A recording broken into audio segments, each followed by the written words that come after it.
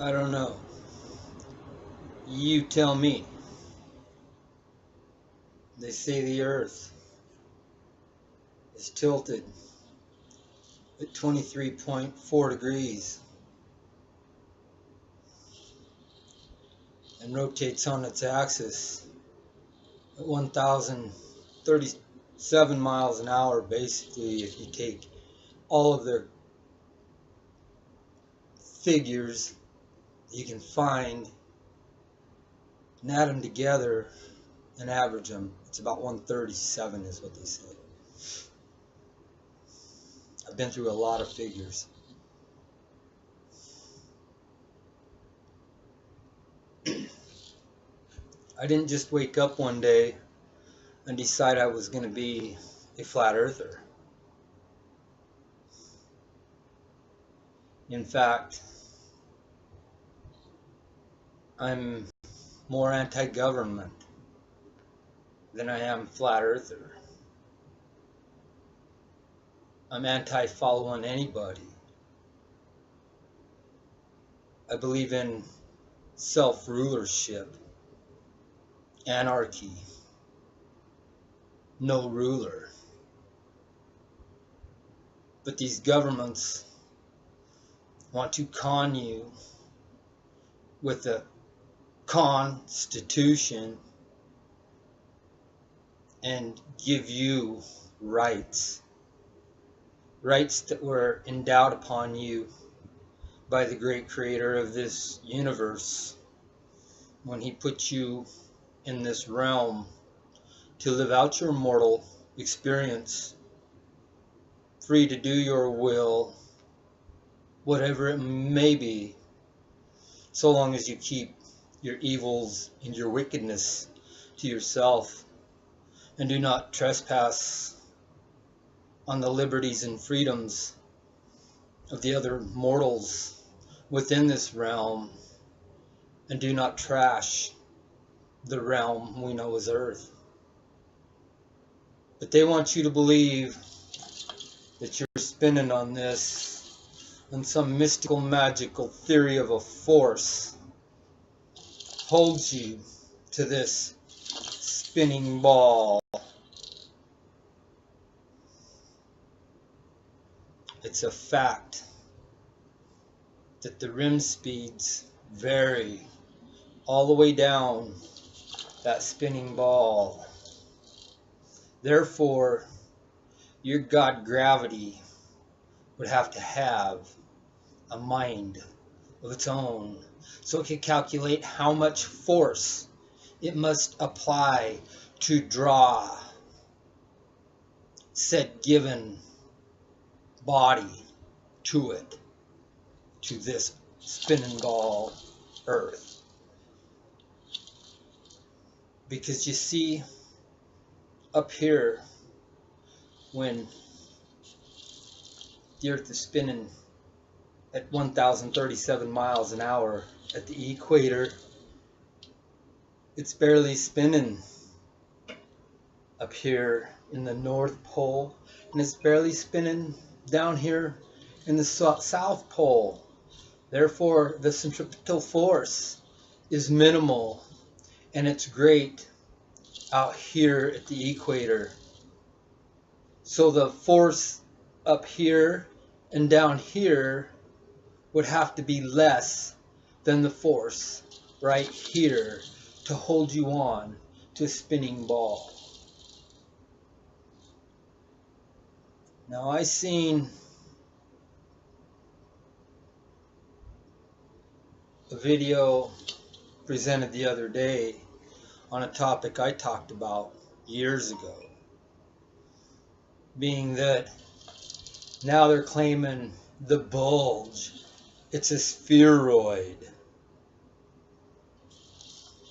It's approximately 28 miles wider at the equator due to the rim velocity of the Earth, creating a shrinkage at the poles and a bulge at the equator.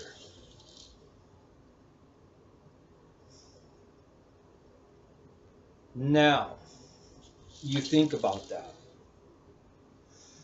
The Earth spinning has enough force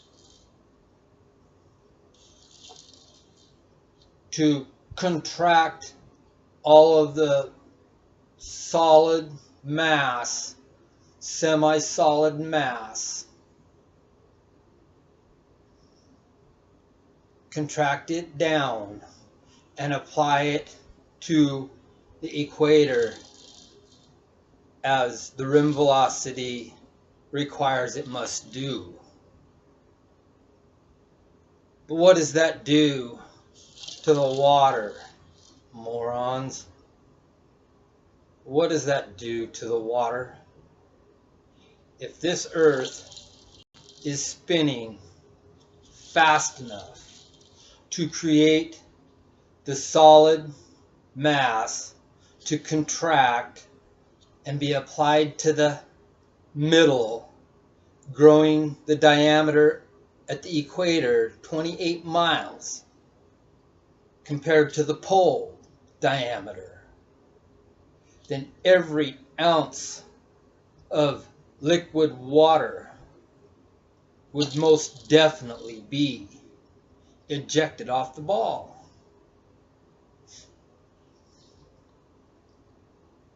Plain and simple physics.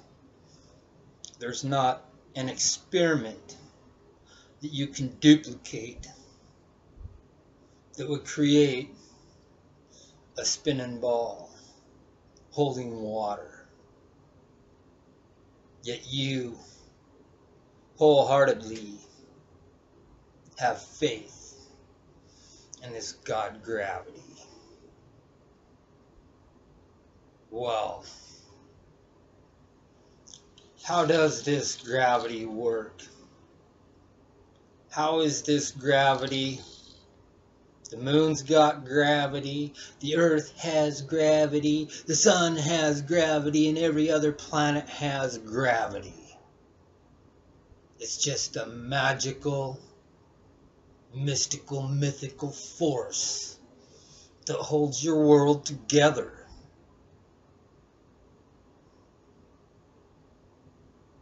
The moon's gravity is said to draw the tides.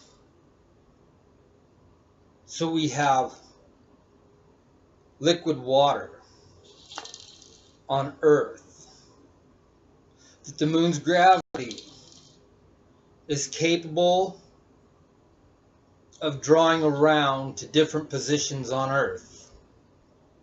Yet we have the clouds that are in the skies above our heads that are essentially basic skylates, as all the condensation is reforming up there above our heads so that it may fall back down.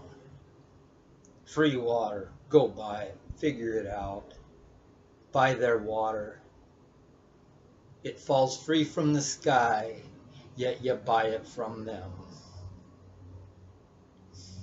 Anyway, if that moon was capable of dragging the tides on Earth around, it would damn sure grab every cloud that has already broken the gravitational field as it's flying above our heads. It's no longer connected to the Earth with the gravity. That's how it's up there floating around. It's because it's already broken the gravitational field. And the moon is drawing the waters of the oceans and creating the tides, but it ain't taken the clouds that have already broken Earth's gravitational fields. You've got a lot of explaining to do, ballers, especially you, conspiracy cougar. You want to mess with me, boy? Explain that one away, boy. Do you want another one, boy? We can keep going. boy. Tilted Earth spinning on its axis. 1,037 miles an hour.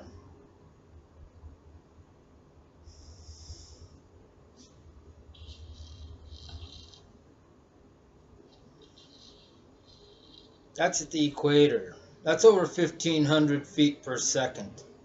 That's faster than most every modern handgun produced today shoots its projectile. So at the equator, it's over 1,500 feet per second. Let's come up here to the 45th, kind of in the lines of New York and LA. If it's 1,500 at the equator, that would put it at about 750 feet per second, moving eastward, spinning counterclockwise at 750 feet per second. Yet it takes almost the same amount of time to fly from New York to LA as it does to refuel that plane and fly back from LA to New York. You're going to have a little variance of wind currents, but you're not going to have anything drastic as the Earth is speeding eastwardly away from Los Angeles at over 750 feet per second. When a plane's flight 600 miles an hour, take the spin of the Earth 1,500 feet per second, cut it in half. That plane would have to basically wait for New York to spin completely around and come to it if it was flying from Los Angeles to New York. And you can't say that gravity has a hold on every molecule out there. That is a blind-sided freaking ignoramus thought that every freaking molecule on every level, every plane of gas is gravitationally attracted to the Earth.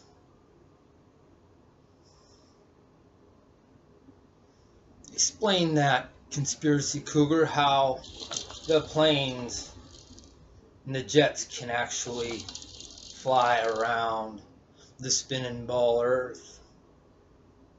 Not to mention north-south runways.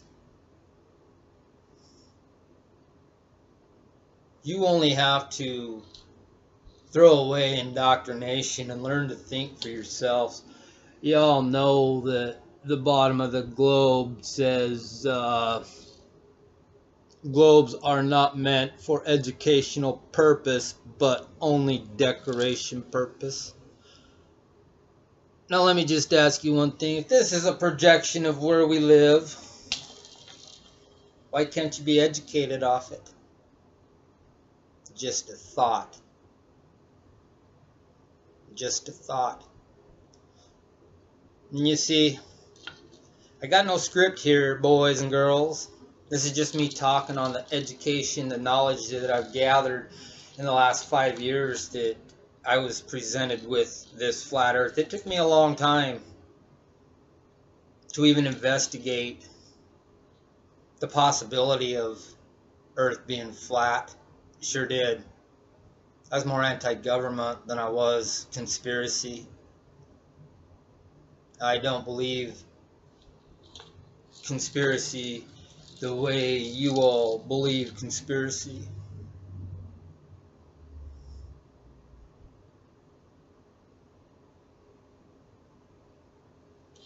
But then again, my beliefs are a lot different than most people's beliefs.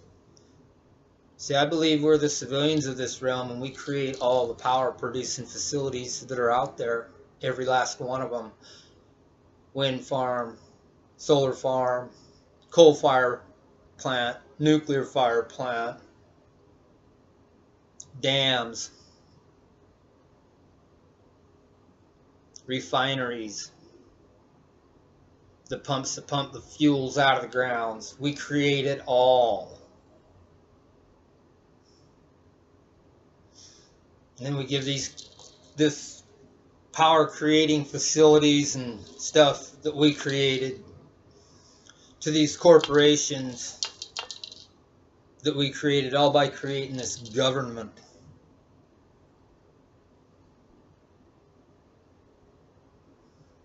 And what does this government do for you, really?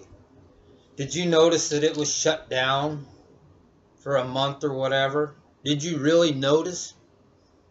For real. Tell me how that affected your day. If the government was shut down. Because I didn't notice it.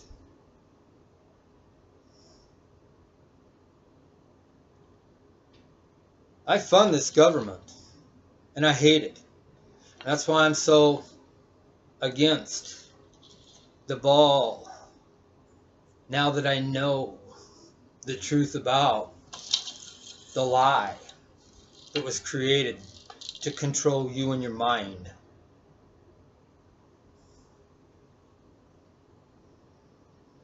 They steal your power while you're here within this realm, and they bring you back into this realm with this spinning ball. So you don't know where you are. You think you're on a spinning ball. If you don't know where you are, you're never going to know why you're there or what you're supposed to be doing while you're there to move on to a higher plane of existence. See? And that's a phrase that you heard in your subconscious, your conscious, and your unconscious mind is the higher plane of existence. This existence you are experiencing right now is on a plane. It's a level plane. You can't prove otherwise. I tried. I tried wholeheartedly. In fact, when my venture first started, I was somewhat opinionated to the spinning ball.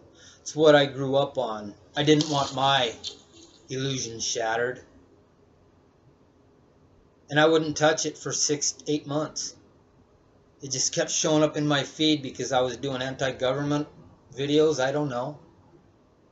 But that's how my channel was started, was to try to bring people to the reality that the government is not in for your best interest.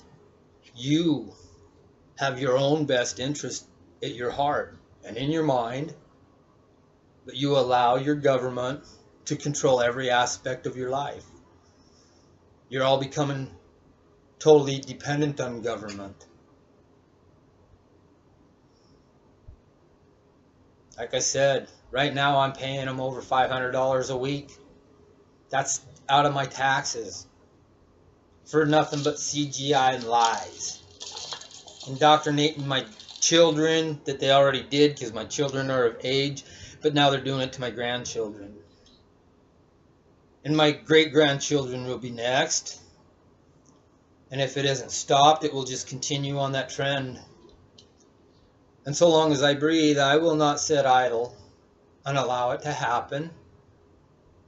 Because all you have to do, folks, is get out there off your butt and try to prove.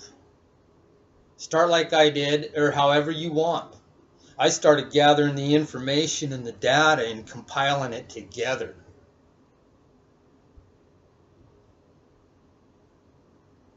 But I was biased, and I was opinionated, and I was prejudiced towards the spinning ball. I grew up on it. I wholeheartedly accepted it. I could not accept the fact that I had been deceived my entire life. How ridiculous. Then about 6 and 8 months into this deal, I start thinking to myself, I am tired of seeing this in my feed. I'm going to shut it up. So that's when I started gathering all the information, the distances, the data, all the bullshit, the radiuses.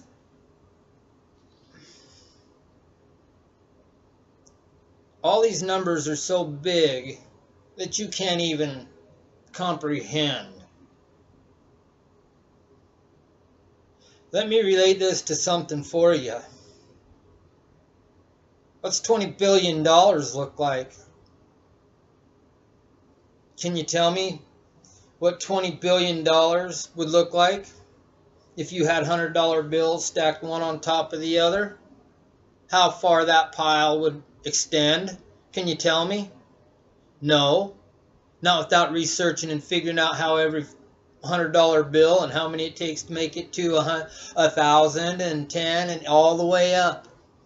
And then you can come to the conclusion. Or you can accept what someone would tell you and say, well, that's going to be a 1,500-foot pile of money. $100 bills stacked one on top of the other.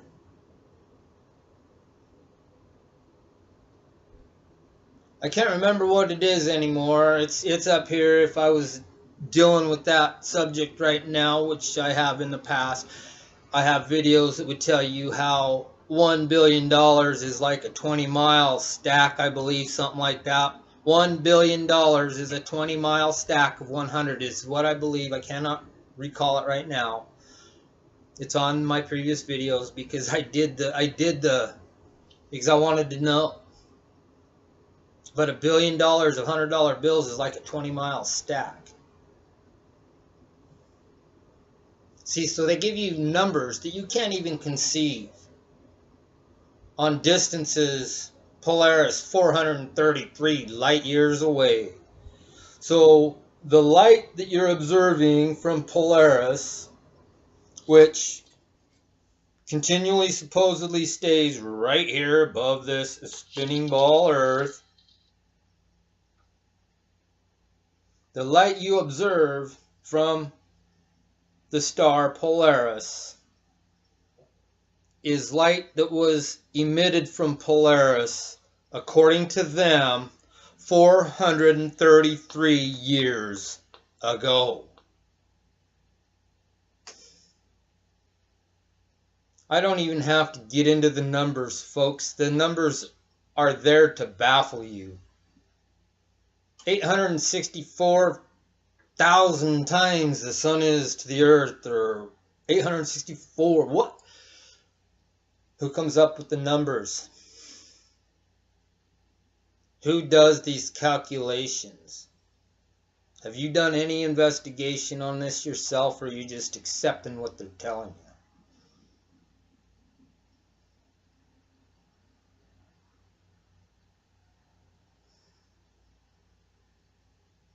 So I start being prejudiced to the globe. I want to prove the globe and disprove the flat earth. So I start gathering all the information, the diameter of the earth, the size of the diameter of the moon, the distance of the moon, the distance of the sun. And I'm filming the sun and I'm filming the moon. And I've got their distances down and I'm observing them in the clouds. And I'm realizing as I'm observing them that only the clouds in the immediate vicinity of either the sun or the moon are gathering the light that's being emitted from them two heavenly bodies. Only the clouds. I was observing, and I still do to this day, large even blankets of cloud fog cover where only the immediate area around either the sun or the moon is gathering the light emitted from them entities. Obvious observation of them entities being local to where the clouds are. to where the fog is, the blanket of cloud cover, as if the sun was really 93 million miles away. You might see a hot spot, but then the entire blanket of fog or cloud would be intensely lit. It wouldn't be completely darkened out. Take a flashlight behind a blanket. I know this sounds crazy, but it will trigger your thought to bring you into the reality of how light works. But you take that flashlight behind a sheet, and you will see while the flashlight is close, there's a hot spot with a little bit illumination grabbed around it, but the rest of the sheet is dark. And as you move the light away, the hot spot recedes and the entire sheet begins to illuminate.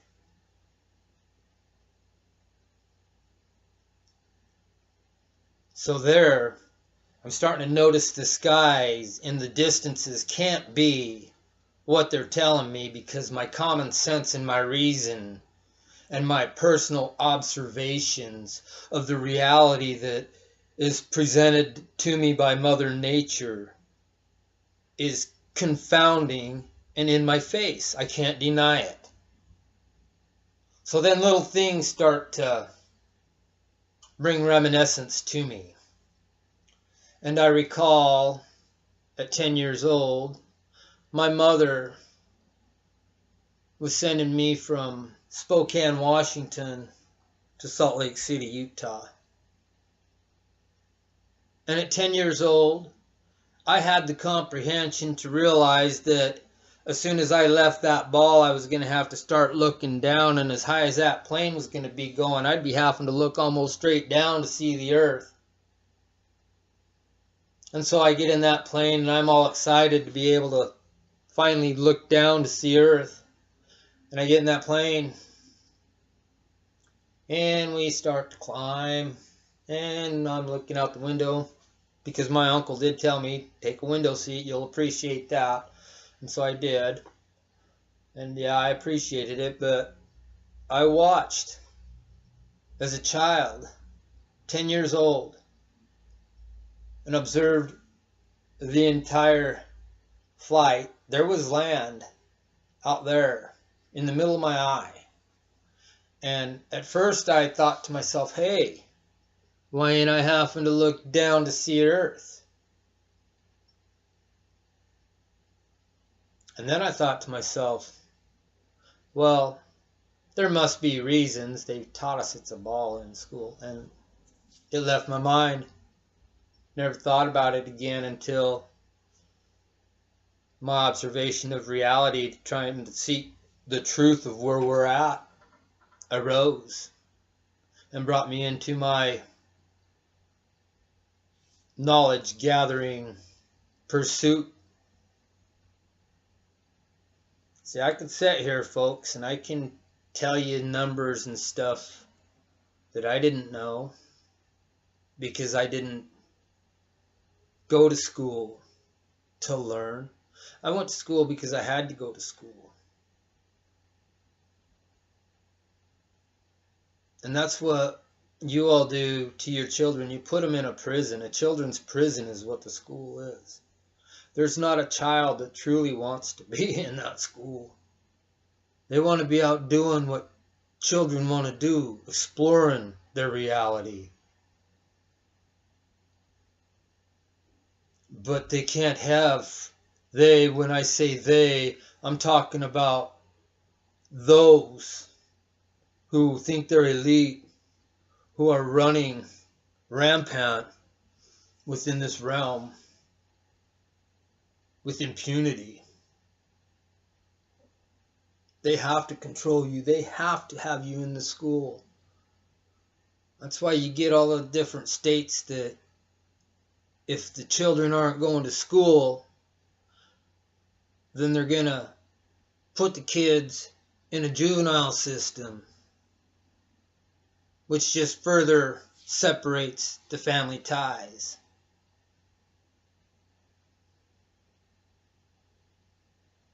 I don't know why I continue to get on this YouTube, because there really doesn't seem to be much going on. There's nothing different on the flat earth. There's nothing different on the globe suckers. All they're doing is bickering back and forth and trying to create debate. There's nothing to debate. At this point, only a fool would even attempt to debate. Conspiracy cougar. He said, I'll debate you. It's even in one of his videos. And what I say, there is no debate. Show the measured curvature. That's all you have to do, folks.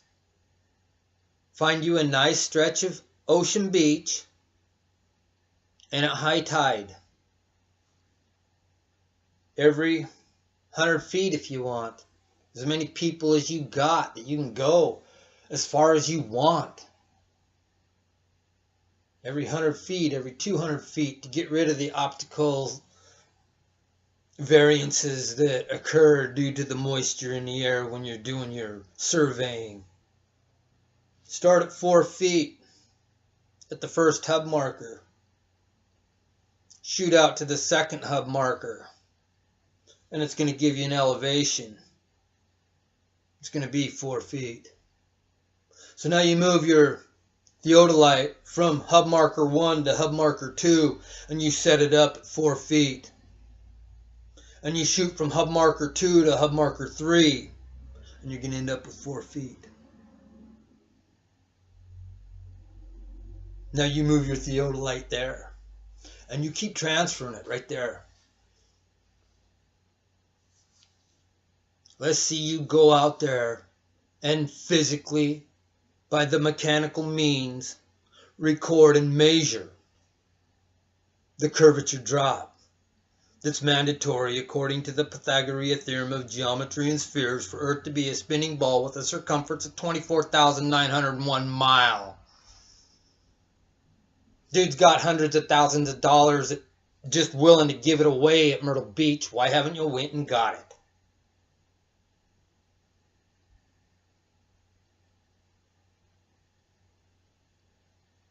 You know, we can go on for days. Conspiracy cougar, you should have left me alone, boy. You really should have. Just send your people my way. They're going to start seeing reality. Water maintains a flat level surface tension due to all the other gases applying their weight down upon it.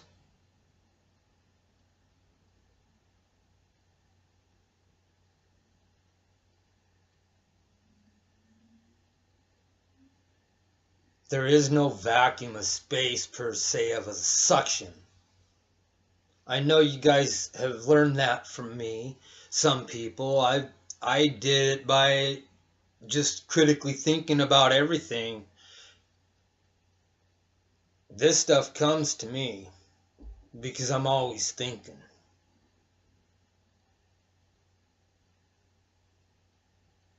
Helicopters completely destroy the spinning ball.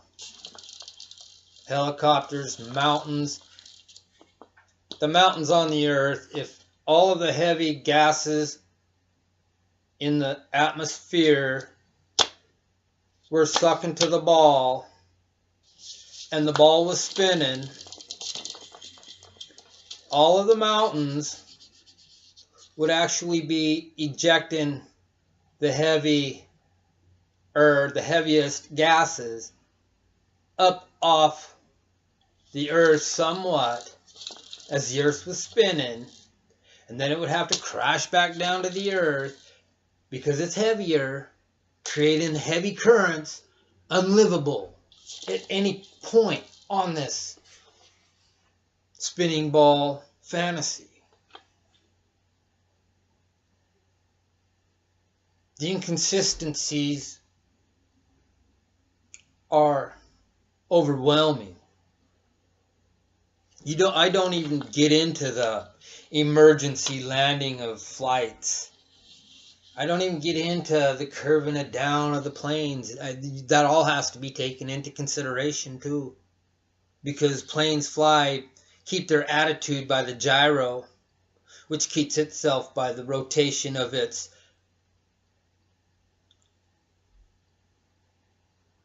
flywheel. Excuse me, I had a brain fart. The rim speed of the flywheel keeps the attitude of the gyroscope, so that it don't matter what the other axis does, the gyroscope maintains its rigidity. And that's how planes fly, is with a gyroscope. It's not mechanical. I took my cell phone, folks, and I was clear up by the 50th parallel. And I installed at the 50th parallel my level application. And I calibrated it at the 50 to where it should have been level. It showed it to be level at the 50. This is a complete mechanical level. There's nothing to do with gravity in it. There's nothing special about it, except that it knows its rigidity by the mechanics of it. It's got mechanical sensoring units in this computer gadget that tells where it is on a slope or whatever. So I was up by the 50th in Kashmir, Washington, and I drove clear down south, Mapleton, Utah. I can't remember exactly what it is. It's like 40, 38 or 40. So you're looking at 7 degrees of difference that when I left Kashmir, Washington. By the way, I got a video of Kashmir, because yes, I was there. But I programmed my phone and zeroed it in Kashmir, and I drove to Mapleton, Utah, a little bit south of Provo, Utah. And I put my phone on my brother's countertop, and I explained to him how I programmed this and how the mechanics of this mechanical device, because there's some little mechanics in there, whether you believe it or not. That's how it knows what it's doing.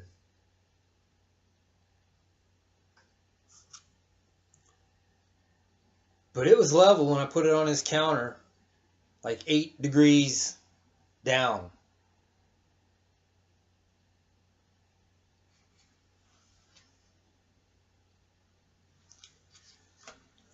Here's another one that I've brought to the attention of people. If this globe is spinning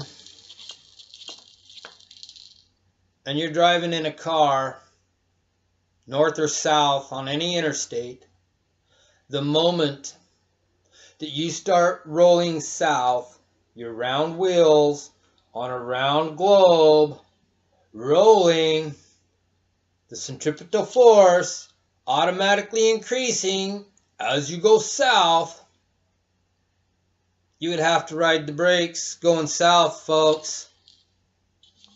You would want to keep going faster and faster due to the centripetal force being increased, and also you would still have your downward, regardless if gravity's pulling it in, you're a round surface to a round surface, and it would still have its down effect. And if you're going north, you would have to accelerate under a heavy acceleration to create the momentum to carry you north due to the same opposite actions. Because every action has a reaction. I didn't create the law of physics. I observe them. Because you can't bend them, just like you can't bend water.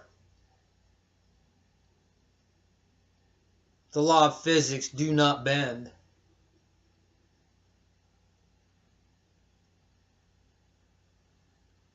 That's a fact. Like see any one of you bend. some of the laws of physics. They say the Earth is covered in over 70% water. Water always maintains a flat level surface tension due to the upper gases resting, minus a little bit of the wind currents that create the currents in the oceans and stuff like that. You got a lot of stuff in a big area that's rolling the gases around and stuff, but you're not getting the turbulence and the that would be created if Earth was a spinning ball spinning at over 1,500 foot at the equator. We haven't even got into it yet, Conspiracy Cougar. Because we still have the Earth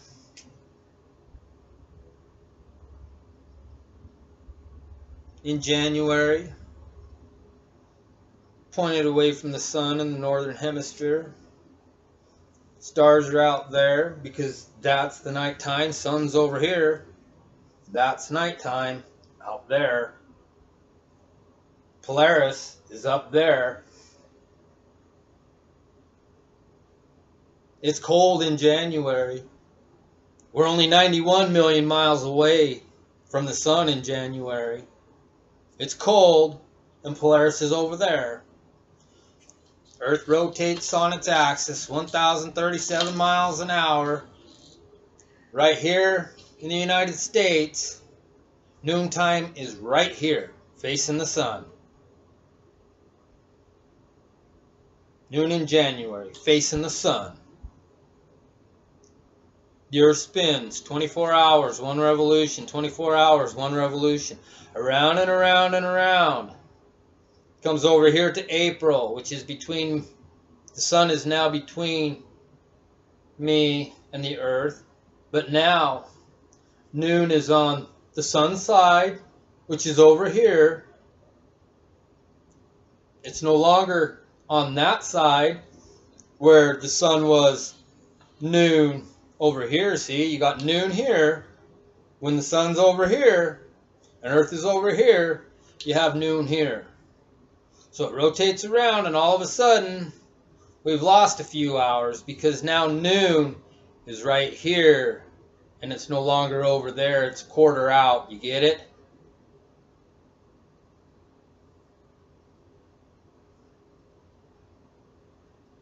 You've lost 3 hours.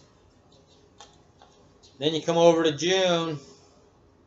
Now you're 94, 95 million miles away from the sun. The sun's over here. In January, noon was on that side over here. The sun's over here still. You're chasing the sun, orbiting the sun at 66,600 miles an hour. You're counterclockwise. You're orbiting the sun. This gravity is letting the Earth get 91 million miles away from the sun in January, and then flinging it 95 million miles out away from it. Gravity's still holding on to it. Then it's bringing it back, and it's getting real close as it swings by. It's got to be getting close.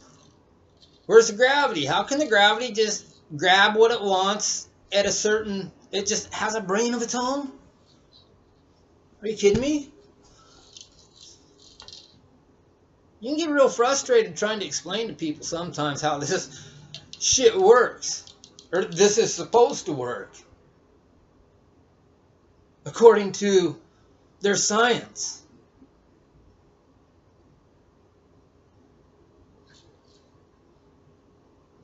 All the same time this Earth is orbiting the sun at 66,000 miles an hour, 66,600 miles an hour. The moon's also orbiting the Earth. And all the sun's gravity and all the Earth's gravity and all of the moon's gravities all remaining in concert, no matter if the moon's between the Earth and the sun, or the moon's on the other side of the sun and the Earth, or in front of or behind of. The moon's in front of the Earth or behind the Earth. The Earth is chasing the sun as the sun's orbiting the Milky Way and chasing it. Are you kidding me, folks? What kind of fantasy land are you living in?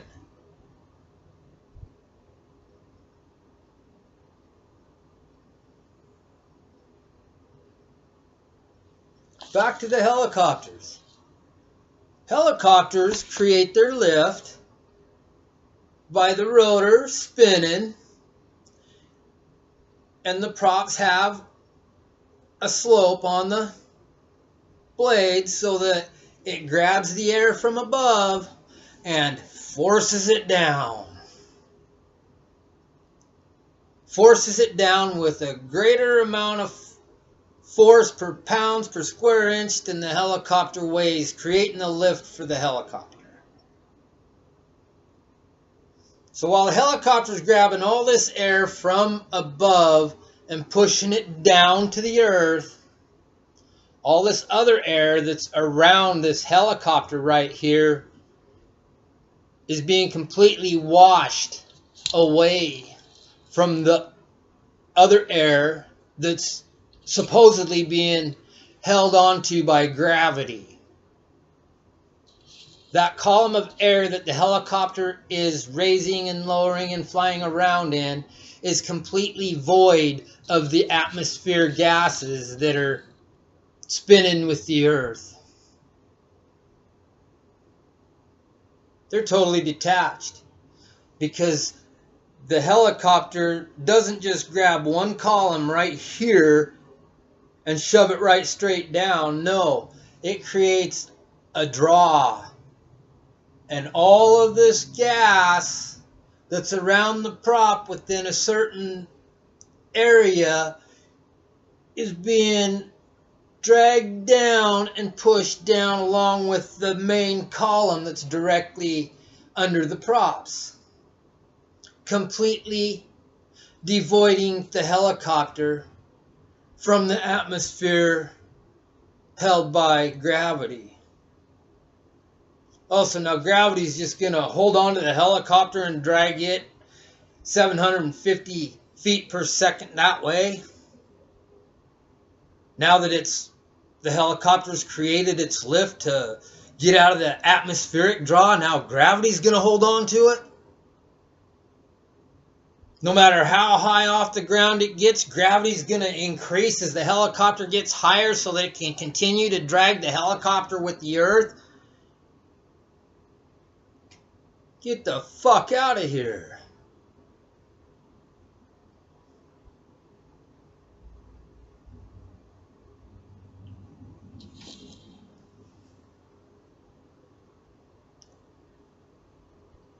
The cosmic order that we maintain night after night, year after year, decade after decade, century after century, millennium after millennium, totally debunks this spinning ball Earth. Cosmic order alone, even though you shouldn't be looking to the heavens for the shape of Earth, but the cosmic order defies the spinning ball logic completely in itself. There's absolutely no way that the cosmic order would maintain every night if this thing was going up through fucking space like that. This thing's going like this, chasing the sun while the sun's chasing the Milky Way while the Milky Way shoots through the infinite universe. Get the fuck out of here. You're retarded to think so.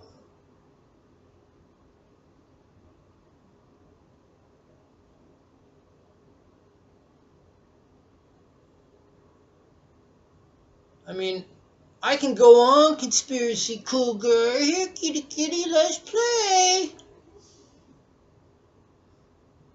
You want some more? Keep messing with me, boy. I'll give you more questions just about your spinning ball Earth. We'll get off the flat Earth topic, boy. I've already gathered the information and the data, and I realize that we're flat and motionless by the major amount of space that we reside in, shall I say.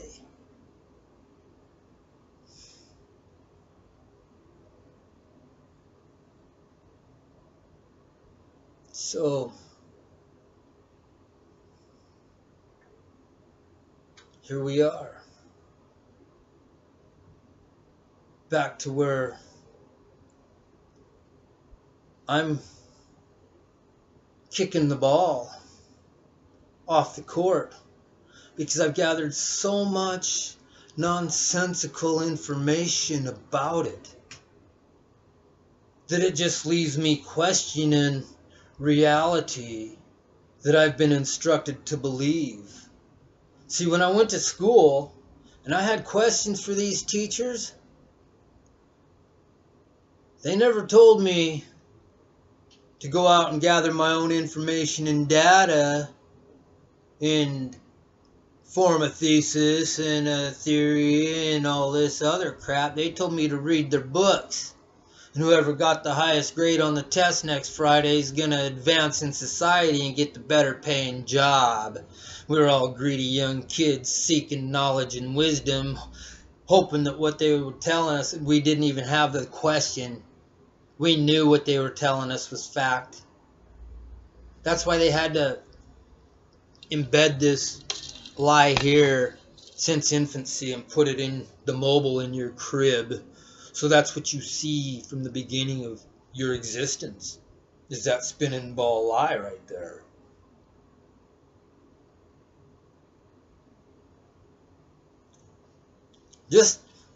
I want to do an imagination game on you. Just imagine here for just 1 second.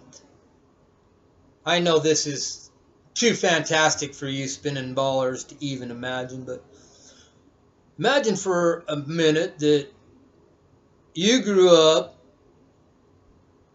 in this mortal realm without any influence towards this thing right here. You'd been out on the ocean, you'd been out up in the sky 35,000 feet in a plane, you had your telescopes out and you could see for miles and miles and miles. You knew the Pythagorean theorem for spheres. You were already set up to be knowledgeable to the spinning ball, but not introduced to where you believed that it was a spinning ball. That just the knowledge around it for geometry and stuff like that, for distances, you could calculate that stuff pretty good in your head, or even if you couldn't. And someone came up to you and said, "Hey, Earth's a spinning ball, pal. Did you know that?"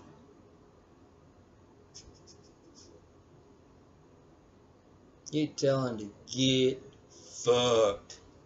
Straight up. You wouldn't even question the Earth being flat had they come up to you by the time you had grown into critical thinking mind, to where you had reason and logic and were able to analyze and criticize. They wouldn't even attempt to blow this onto you at that point in time. That's why they throw it at you from infancy and kindergarten and first grade and second grade, while you're all living in your, "Oh, I'm going to school to learn. They're teaching me reality. They're teaching me where I'm at. All this good stuff they're doing for me." No, they're ruining you.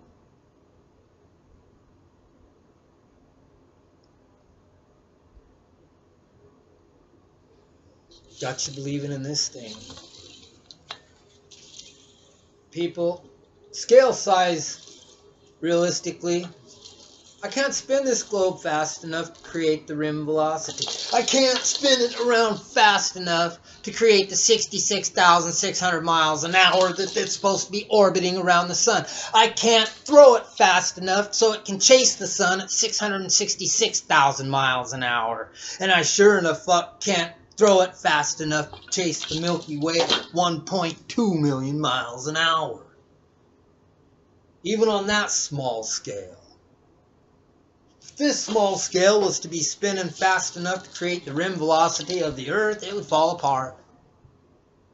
The mechanics of the Earth are not designed to hold the rim velocity necessary to maintain its rotation.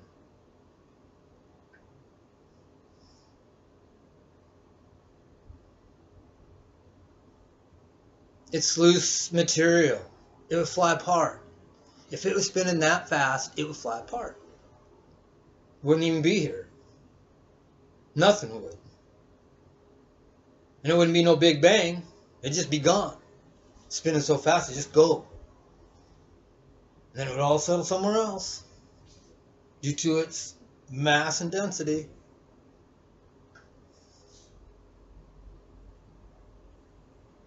So, take it for what it's worth, man. Don't believe me. Don't jump on the bandwagon just because someone said the earth is flat. And it sounds like some fantastic idea to just go against the grain. That's not what happened with me. I'm telling you. Straight up. I was prejudiced towards the globe. I was happy living on the spinning globe. But that just ain't what we experience in our everyday lives.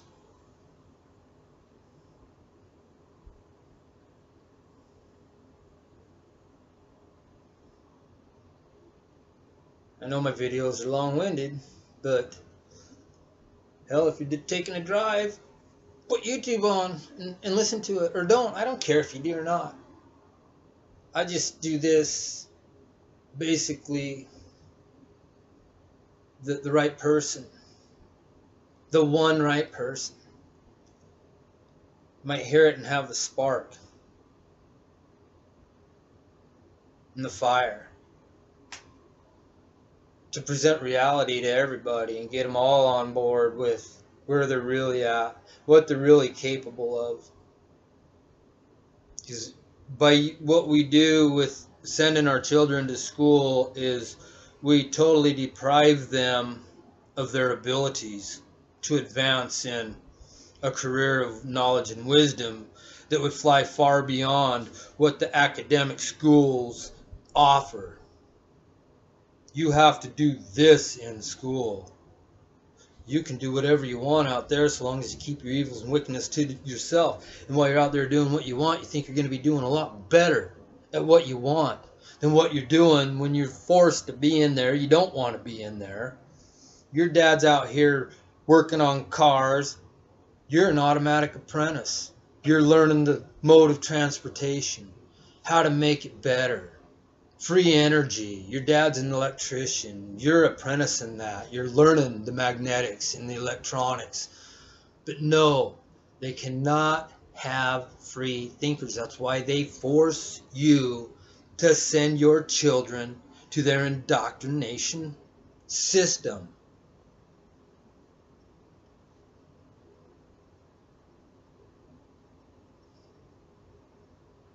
I could just go on and on all night about what's happened to create the reality that we've all been experiencing and all that bullshit.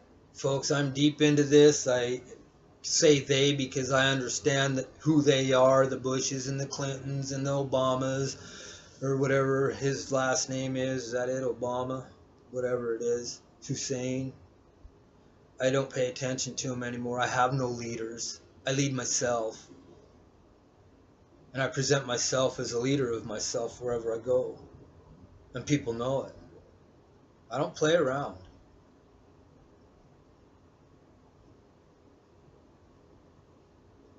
So, God dang hour went by. No one will even watch this far into it. So, with all that being said, folks, I'm going to go ahead and wrap this one up. And y'all be well. And thanks for watching. Share your knowledge and wisdom with everybody you encounter. Because it doesn't do you any good if you take it with you when you leave this mortal experience. And that's a fact. There are no mysteries within this realm. It's all knowledge. Everything is knowledge. There's nothing to be known that hasn't already been known. Some of that knowledge may be withheld or hidden or forgotten. But it all has to do with knowledge. With that, y'all be well and good day to you. Thanks for watching.